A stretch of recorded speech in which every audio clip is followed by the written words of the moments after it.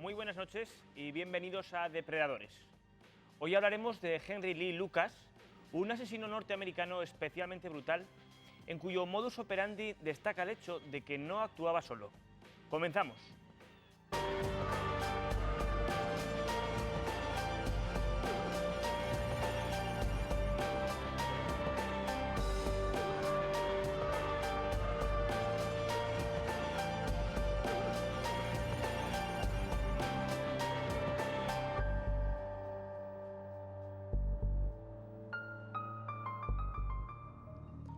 Muy buenas noches, César.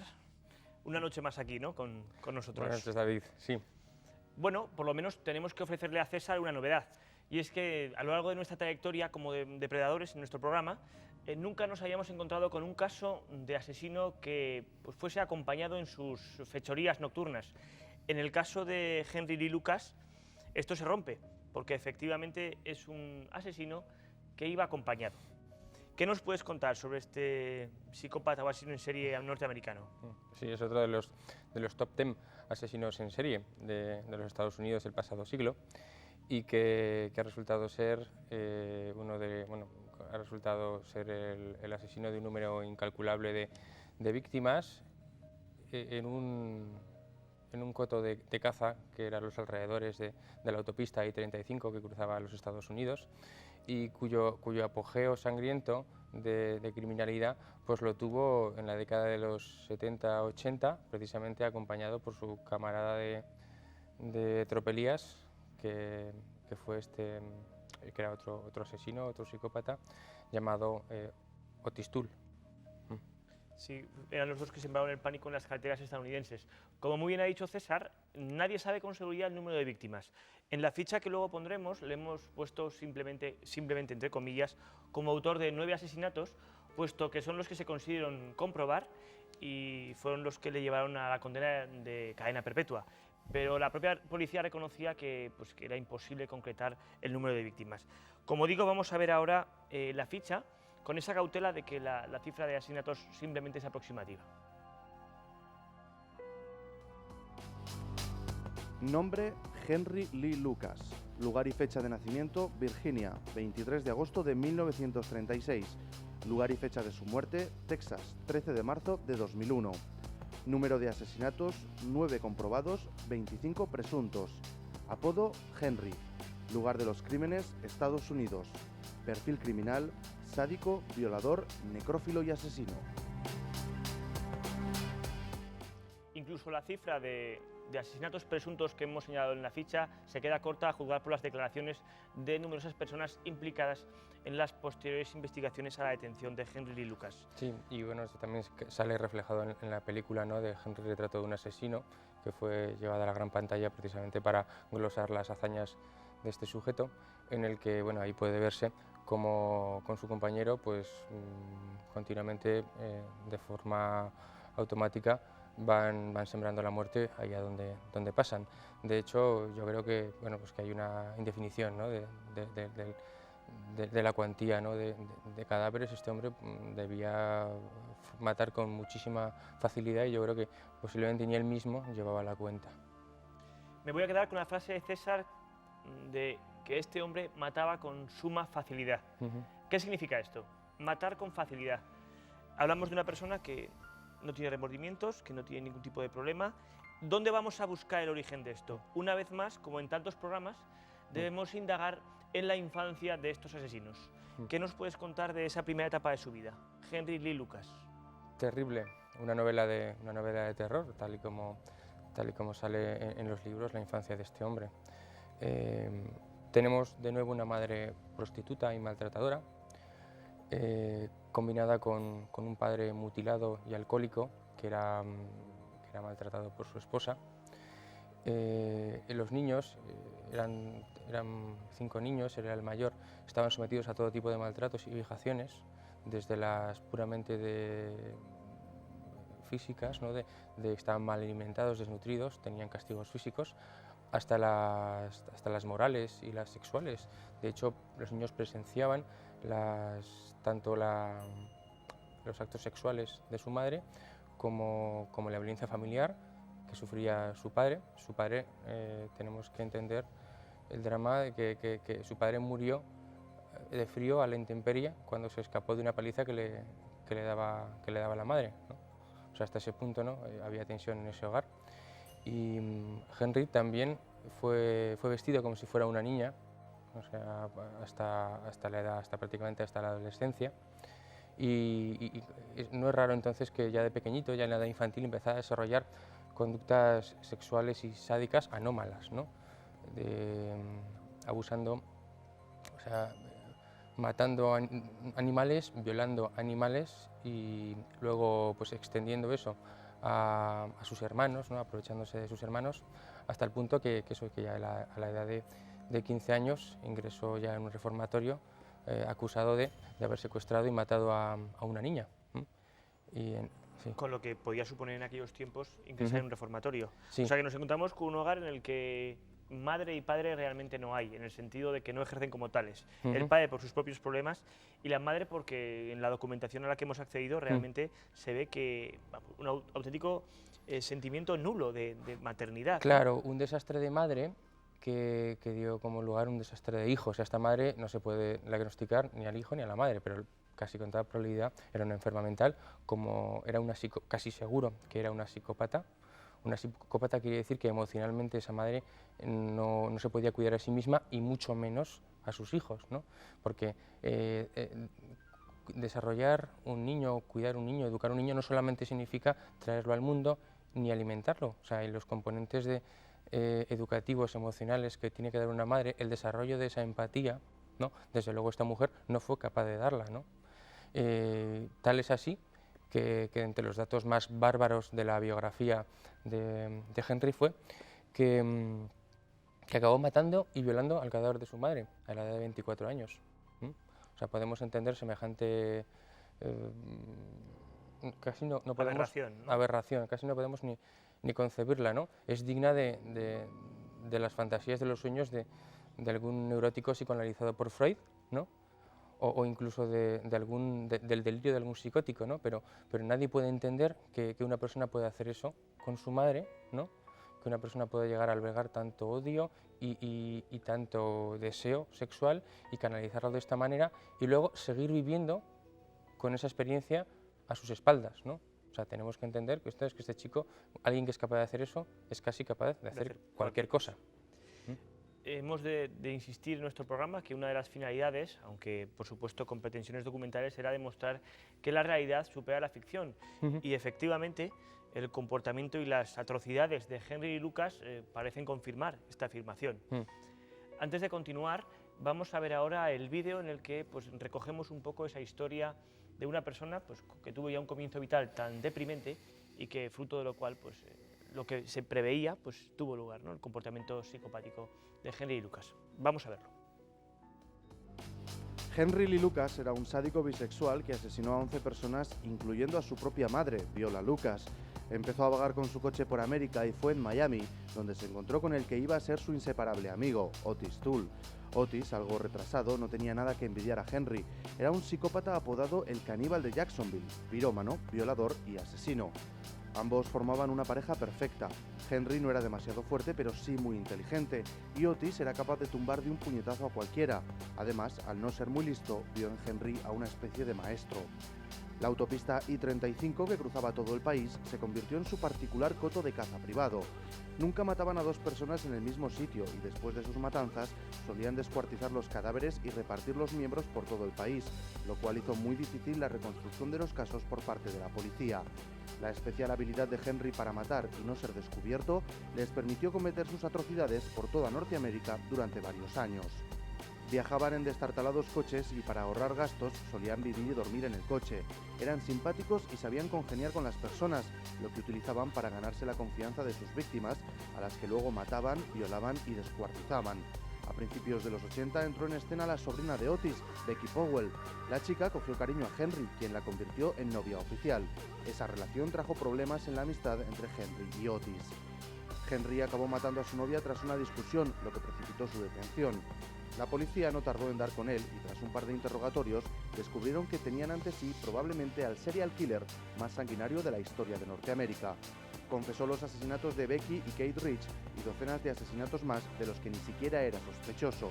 Otis también fue arrestado por pirómano y confesó haber acompañado a Henry en muchas de sus matanzas. Otis fue condenado a cadena perpetua y Henry esperaba su turno para ser ejecutado. La sentencia estaba fijada para 1988, pero le fue conmutada por cadena perpetua por el entonces gobernador de Texas, George Bush Jr. El 13 de marzo de 2001, Henry Lee Lucas falleció de un paro cardíaco en su celda. Henry Lee Lucas no era un lobo solitario a la hora de cazar, lo hacía con compañero. Cuéntanos de manera un poco más específica cómo era ese modus operandi. Pues como decía en el vídeo, cobraban sus presas en los alrededores de la autopista, eran cazadores itinerantes.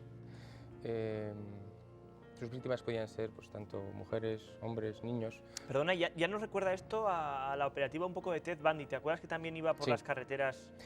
Y a la de Aileen Wuornos también, era la asesina de la autopista, ¿no?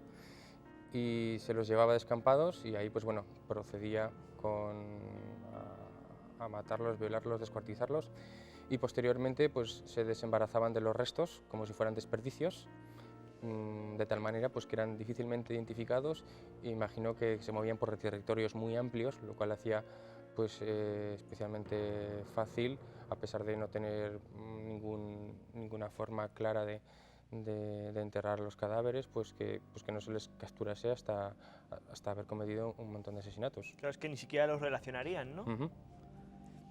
Pero entonces, si vemos que es complicado pues capturarlos, detectar que son pues, digamos, los autores de muertes distintas, ¿por qué esa necesidad de tener un compañero? ¿Por qué? Quiero decir, si uno ya es capaz de sembrar el pánico y de satisfacer sus instintos por sí solo y sin riesgo de ser capturado, porque iba con compañero entonces. Sí, ese es un dato muy interesante. En este caso tú lo has remarcado antes, ¿no? Que cazaba en compañía. De hecho, bueno, el hombre tiene tendencia social por naturaleza y es un cazador social. Yo no sé lo que había entre ellos, ¿no? En un momento hubo relaciones homosexuales, pero luego pasó a hacer un cierto atractivo físico. Pero ¿qué hizo que Henry no acabase ni matase a su compañero o que su compañero no le matase a él? El compañero que estamos viendo ahora en pantalla, ese es el que le acompañaba en sus fechorías. ¿Qué hizo que ambos dos, que contaban ya con unos terribles antecedentes de psicópatas sádicos, parafílicos, con trastornos de conducta, aguantaran juntos hasta el final y se convirtieran en unos verdaderos socios para el delito, ¿no? ¿Qué es lo que se puso en marcha ahí? Pues hombre, yo creo que sí que se complementaron y se potenciaron para el mal. Dicen que uno era el cerebro, Henry era más listo, otro era los músculos, el otro era más fuerte, más echado para adelante. Sí que tenían además parafilias complementarias, el uno era más bien caníbal y homosexual, el otro era más bien heterosexual y sádico. Y entonces, pues digamos que se repartían las presas, ¿no? Era incluso una sociedad, ¿no? para el asesinato en las que los dos, parece que dos personas tan terriblemente enfermas pudieron encontrar su media naranja, alguien que les entendía en sus anhelos, sus pulsiones, sus monstruosas pulsiones patológicas más profundas, se vieron compenetradas e incluso llegaron a tener suficiente capacidad de planificación para mantener esta asociación durante mucho tiempo. Y participaban los unos en los otros, llegó incluso a Henry, llegó a participar en incendios en los que quemaban a personas vivas, y probó la carne humana guisada por Otis. Madre mía. Entonces, pues, pero cada uno pues parece que se tenían cierto respeto o al menos cierta consideración y se mantuvieron juntos hasta el final. Me llama la atención esa necesidad o ese placer en compartir sus experiencias. Claro, después de saber que este tipo de psicopatías pues, se suelen caracterizar por ausencia de sentimientos, de remordimientos, claro, uno piensa que hasta tal punto llega su frialdad que tampoco necesitan a nadie ni compartirlo. Pero dices que sí, que a lo mejor en casos anteriores que hemos estudiado iban en solitario porque no conocían gente que compartiese sus mismas terribles aficiones. O sea que en el fondo un cierto sentimiento sí que tienen porque les gustaría compartir lo que están haciendo. Tenemos el caso de Aileen Wuornos, que ahí sí que iba acompañada, pero la compañera parece que era un poco ella era la cazadora y es el que traía el sustento a la compañera, que no participaba activamente, pero sí pasivamente, de todos los crímenes de Aileen. En este caso, ambos, o sea, yo no sé realmente qué tipo de relación afectiva tenían, si era eso de respeto o meramente profesional, instrumental, ¿no? De ayudarse, ¿no? O de poder conseguir hacer mejor las cosas, ¿no? Es una especie de simbiosis, ¿no? Por eso digo, es una sociedad profesional, ¿no? Que a lo mejor lo afectivo era menos importante realmente de lo bien que funcionaban juntos y lo bien que se potenciaban y se complementaban. Es un aspecto más sano, porque en el pasado hemos visto que esos asesinos muchas veces ellos mismos pues, tenían tal disociación de personalidad, tantos conflictos internos, que eran incapaces de relacionarse con los otros.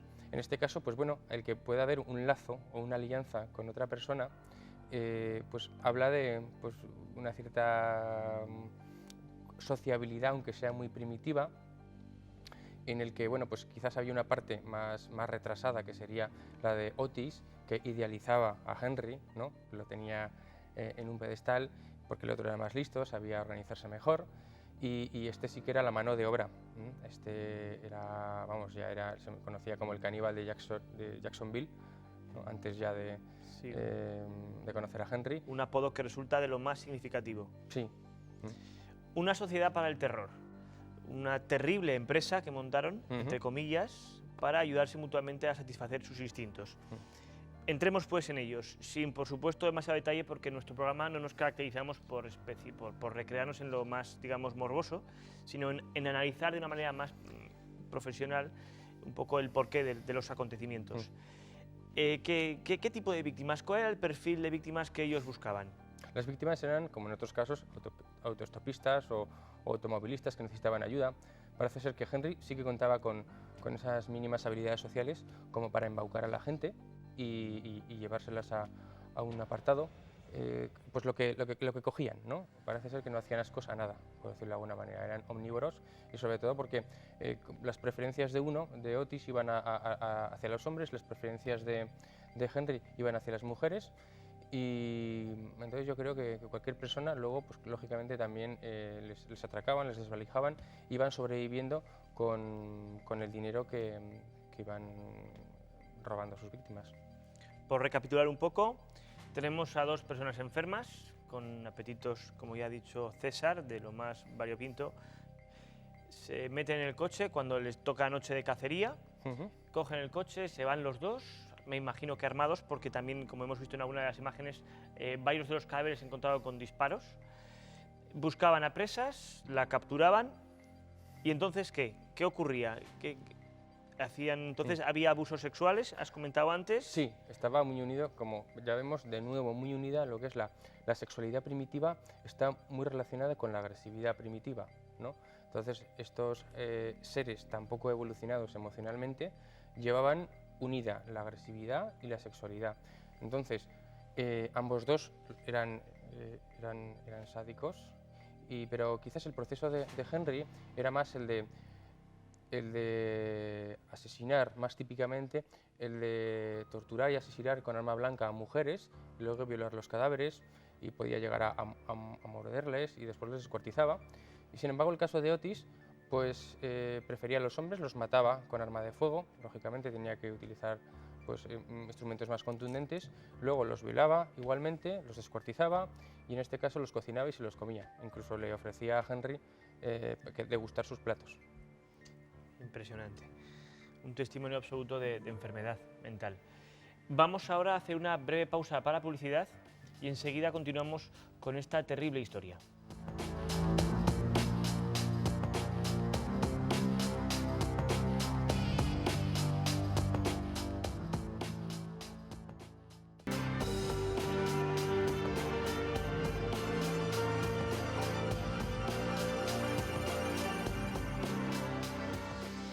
Hemos ya comentado el modus operandi de esta pareja de asesinos. La pregunta que ahora te hago, César, es cómo los calificaríamos a la luz de esa forma de proceder. ¿Son asesinos organizados o más bien de tipo caótico, más bien de tipo espontáneo? Son asesinos organizados, incluso eso, en esa organización hay un reparto de tareas, ¿no? Me estaba acordando ahora de otro caso de asesinos que tuvimos en pareja, que fueron los adolescentes del asesinato en masa, de la matanza en masa de Columbine, ¿no? Que también eran dos perfiles de chicos que cada uno, que los dos eran enfermos, pero tenían sus deficiencias y sí que llegaron a complementarse, ¿no? Para realizar semejante carnicería, ¿no?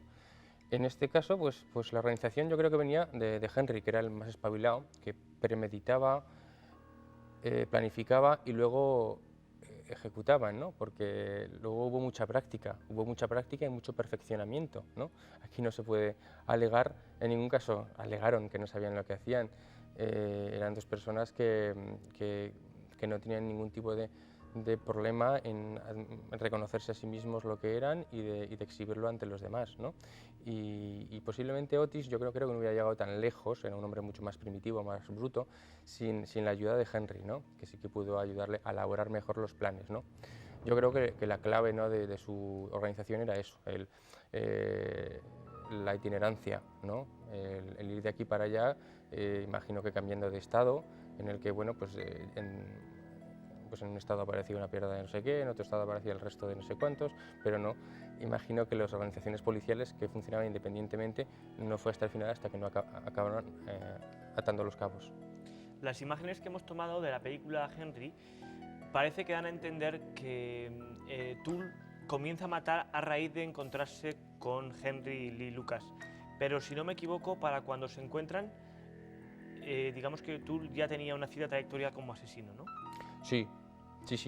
Este es un hombre que ya estaba diagnosticado de pirómano, de retrasado mental, incluso he visto algún diagnóstico de psicótico, de esquizofrénico.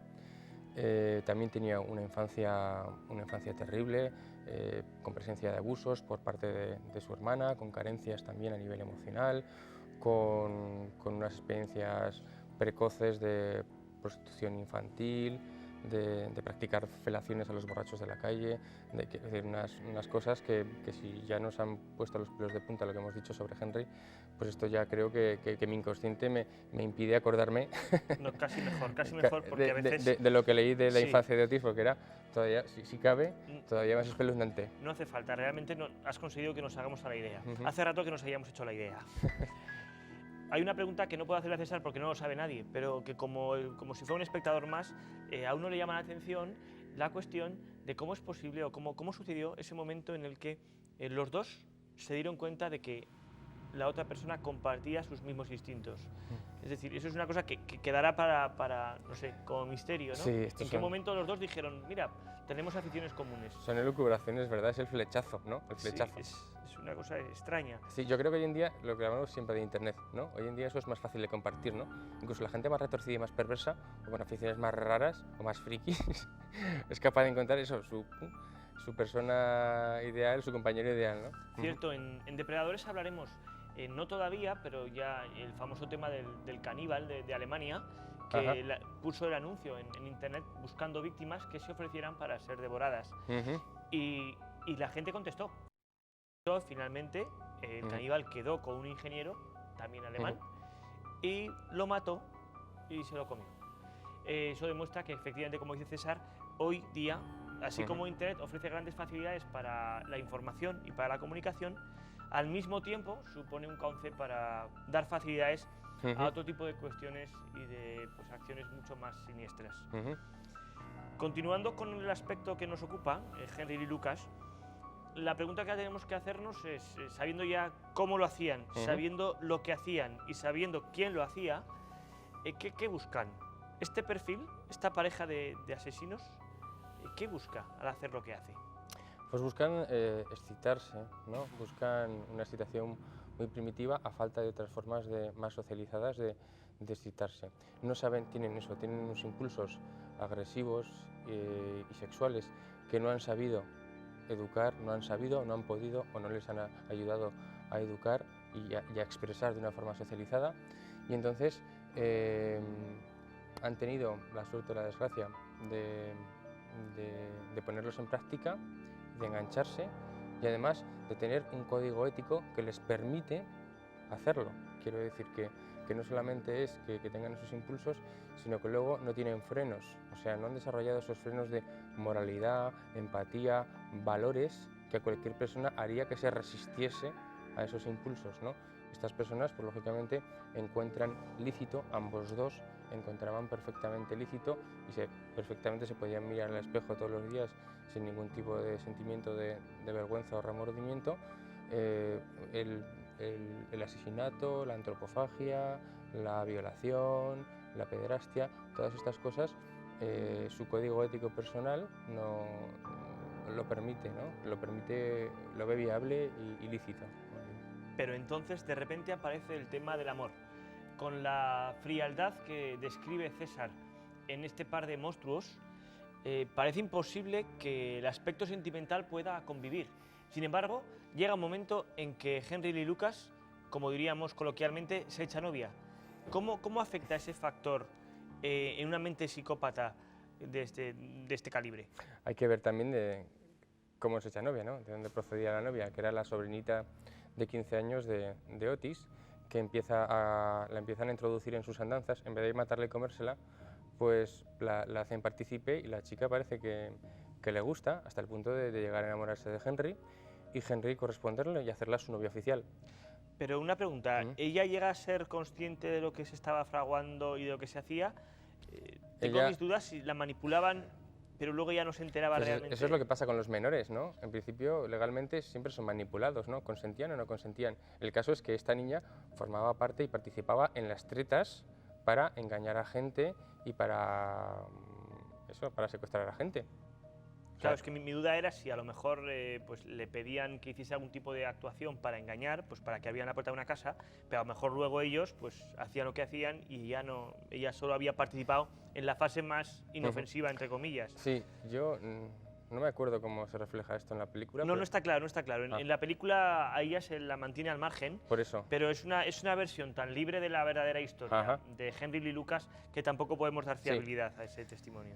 Yo creo que esta chica, pues bueno, todos los niños son más influenciables y aquí pues la cogieron de aprendiz y se enamoró y además le digo que Henry se debió también enamorar hasta el punto que empezó a haber relaciones, empezó a haber problemas en la pareja, en la sociedad entre Henry y Otis porque Henry quiso un poquito, dejó de matar durante unos meses porque quiso formalizar un poco su vida y bueno, pues eso hizo que Otis pues se fuese y se separasen como pareja profesional, ¿no? Luego el amor es la solución. Entonces, ¿la situación de Henry Lee Lucas y de este tipo de personas no es irremisible? ¿Qué opinas? Hombre, igual que ha habido relaciones que han sido traumáticas y que han sido generadoras de patología, hay relaciones que pueden ser correctivas.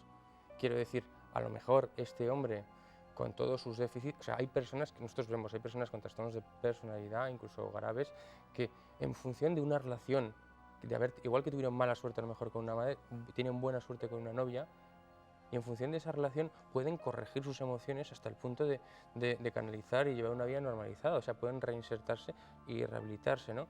En este caso, claro, una niña de 15 años, pues que va a entender que es una adolescente y que cuando se le pasó el subidón quiso volver con su mamá, a Henry no le pareció eso bien y la mató, pasionalmente la mató. Y luego la violó, como solía hacer con sus víctimas. Entonces él dijo eso, que ese había sido el mejor polvo de su vida, dijo, pero el caso es que ese no fue organizado y fue un error. Quiero decir, fue precisamente cuando perdió el control, cuando pasó a actuar de forma más emocional y más pasional, donde se equivocó, fue donde la policía fue atando cabos y fue una de las pistas que al final hizo que lo detuviesen. Y con respecto a su compañero, ese aspecto de liderazgo que tenía Henry Lee con respecto a Tull, ¿podría también condicionar un poco precisamente ese trabajo en pareja? A lo mejor Henry Lee, pues esa sensación de ser el líder también le suponía algo. Yo estoy buscando un poco pues, ese perfil de líder. Sí, pues yo creo que sí, que entre los dos igual no había una relación de igual a igual, sino era eso, un poquito de idealización, como podíamos ver el caso un poquito de Manson y su familia, ¿no? Pues había alguien que necesitaba pues adorar como si fuera un santo o un iluminado, o sea, en todo caso no era una relación sana del todo, ¿no? bueno, ni del todo ni de nada, pero que podía tener ese tipo de carácter, ¿no? De idealización, ¿no? Y el otro, por supuesto, era una persona muy influenciable, un débil mental influenciable, y que eso, pues, como también en el caso de la familia Manson, eran chavales jóvenes y drogados los que cayeron bajo las garras de Charles Manson.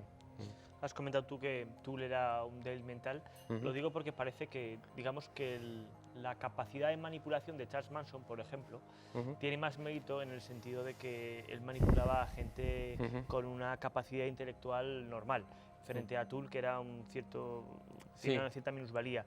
También es verdad, como estudiamos cuando hablamos de Charles Manson, que a cambio, pues esos adeptos de Manson tampoco estaban al 100% de su capacidad, porque estaban drogados y todo eso. O sea que en realidad parece al final que esa característica de manipulación la saben emplear con cierta inteligencia. Buscan materia prima maleable, lo cual al final por lo visto les resulta rentable. Y ahora pasamos ya a tu propia postura al respecto. Como siempre hacemos también en este programa, solemos pedir al experto en trastornos de la personalidad que nos señale su diagnóstico como si estuviera en un juicio. Imagínate pues que tienes enfrente a Henry Lee y que el juez pues te pide que dictamines un poco su situación. ¿Quién es? ¿Es consciente o no es consciente de sus actos? Cuéntanos. Sí, pues los dictámenes dijeron de él que era un psicópata sádico y perverso sexual, y que lógicamente parece que es lo que encaja. Parece que tenía los sentimientos de un reptil, o sea, era una persona que no había, lo que hemos hablado otras veces, un deficiente emocional, no había desarrollado, así como la inteligencia la pudo desarrollar más o menos bien. Donde estaba su verdadera carencia era en las emociones. Incluso yo creo eso, que tenía a un nivel ya orgánico, tenía un sistema nervioso central que, como en otros casos de psicópatas, se utiliza la hipótesis, un sistema nervioso central que necesitaba mucha estimulación, un sistema nervioso que funcionaba mal y que para poder reaccionar necesitaba novedades, cambios y estímulos muy intensos. Digamos que estaba enganchado a esos estímulos intensos que le generaban una adicción. Y además había una susceptibilidad a las drogas, también tenía un hombre alcohólico. Tenía una dependencia del refuerzo positivo, que hablamos desde el punto de vista de psicología conductual. Había un condicionamiento por la recompensa que era mucho mayor que un condicionamiento por el castigo. Quiere decir, el cerebro de este hombre se enganchaba enseguida a los premios, al placer, y sin embargo el efecto de las consecuencias negativas de lo que hacía no inhibía su conducta. Quiero decir, no sacaba experiencia de los castigos. Como en otros tantos psicópatas, parece que el pensar en que eso le podía salir mal, él no era capaz de analizar los riesgos, o su cerebro no respondía con inhibición y con escape y con duda y con vacilación ante las decisiones arriesgadas. Vamos, que son máquinas de matar imparables. Sí, pues una forma de decirlo, sí. Sí, yo reconozco que, claro, mis afirmaciones no son tan profesionales como las de César, tienden un poco al sensacionalismo, pero si tenemos que traducir para que los telespectadores entiendan bien claro de lo que estamos hablando, pues es que por su parte, desde luego, no va a parar. Sí, quiero decir pues que ya en la base biológica, en la base de su cerebro, este hombre ya había cosas que producto posiblemente de su aprendizaje ya no funcionaban bien. De hecho, lo que hemos comentado antes, le detuvieron y en las confesiones usaron el polígrafo y lo dejaron suelto porque había resultados discordantes. Y en parte esos resultados discordantes tienen que ver con que, lógicamente, el polígrafo, que es la máquina de la verdad, mide las variables corporales que surgen cuando la persona está haciendo una declaración y miente, ¿no? O sea, los pequeños cambios que se dan en el corazón, en la tensión, en la respuesta eléctrica de la piel, que se dan cuando la persona miente.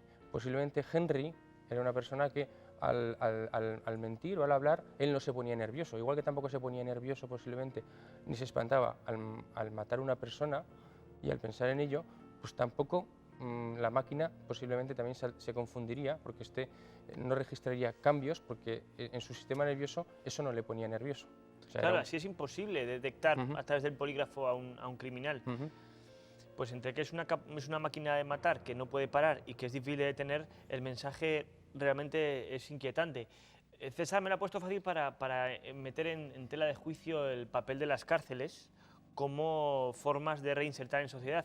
Porque claro, si a un sujeto de esto se le mete en la cárcel, con su incapacidad de experimentar mejorías, de responder al castigo, pues evidentemente... Claro, eso es lo que hemos hablado en otras ocasiones, ¿no? Sí. Que son un tipo de delincuentes de difícil o de distinta reeducación, por decirlo de alguna manera. Los psicópatas primarios, como puede ser el caso de Henry, ¿no? que apenas tienen muestras de culpa, remordimiento, que no se deprimen, que no tienen miedo incluso, ¿no?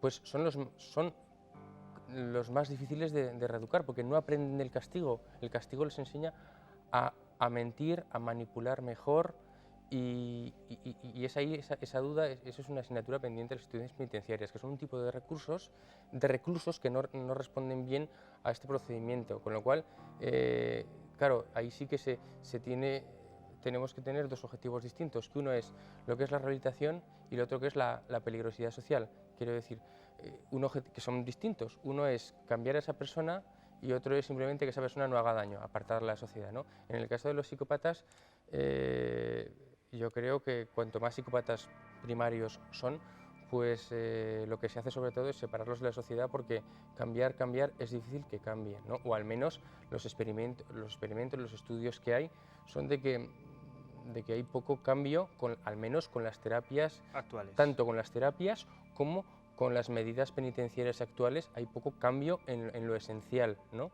Por tanto, quedaría una especie de, bueno, cadena perpetua en psiquiátrico, a lo mejor. Claro, esa es la alternativa que pasa con muchos de estos, es claro que estás ya de 6 cadenas perpetuas tenía este hombre, que luego se le conmutó con... No, al revés. Se le conmutó la ejecución, la sí. pena de muerte, por cadena perpetua, porque lógicamente supongo que eso encaja en que no puede salir. Una pregunta que ha quedado un poco en el aire es la capacidad de estas dos personas, una vez que han trabajado juntas, trabajado en el peor de los sentidos, sí. de volver a hacerlo solos. ¿Qué hubiera pasado? Porque la detención de los dos fue muy próxima. Sí. Una vez que llevan un tiempo trabajando juntos, matando juntos, ¿pierden esa capacidad de actuar por sí solos o en realidad los dos hubieran podido continuar si a uno de los dos lo hubiera detenido la policía? ¿Qué opinas? Hombre, yo pienso que la trayectoria de Otis hubiera sido mucho más breve por sí solo, porque era un tío muy, muy bruto que incluso estuvo metido, pues eso, en tráfico de niños para sacrificios satanistas y estuvo metido en filmación de vídeos snuff, o sea que tenía conductas delictivas mucho más temerarias y que yo creo que sin el auxilio de Henry hubiera sido mucho más corta y mucho más fugaz su carrera, ¿no? El caso de Henry, yo creo que sí que luego podría haber seguido matando y que quizás lo que cambió un poco la evolución es que dejó de ser organizado en el momento que mató por pasión, ¿no? Y sí que era un hombre que yo creo que ambos dos ya no podían dejar de matar, o sea, ya necesitaban ayuda, o sea, el cambio hubiera sido drástico el pedir ayuda, porque ellos por sí mismos, igual que el drogadicto o igual que el alcohólico, que tiene que dar un momento en que se da cuenta que, primero, que tiene que cambiar y segundo, que él no puede solo, ¿no? Y tercero, pedir ayuda, ¿no? Tenían que, esas fases de lo que es la motivación para el cambio, tenían que superarlas ambos para, lógicamente, ponerse en tratamiento para controlar sus impulsos y para canalizarlos de otra forma. Y llegados ya a ese momento donde matar es inevitable, entonces es cuando comete un fallo Henry Lee Lucas, que es acabar con la vida de su novia, persona a la que ya la gente conocida les vinculaba. Por tanto, ya cuando la policía encuentra el cadáver de ella es cuando ya comienza un poco el último tramo de muerte de Henry Lee, ¿verdad? Sí, además eso, cuando les capturaron, cantaron como pajaritos los dos e incluso no se llegaron a creer las barbaridades que decían, porque vamos, y desde luego pues, no hay testigos más que ellos mismos de muchas de ellas.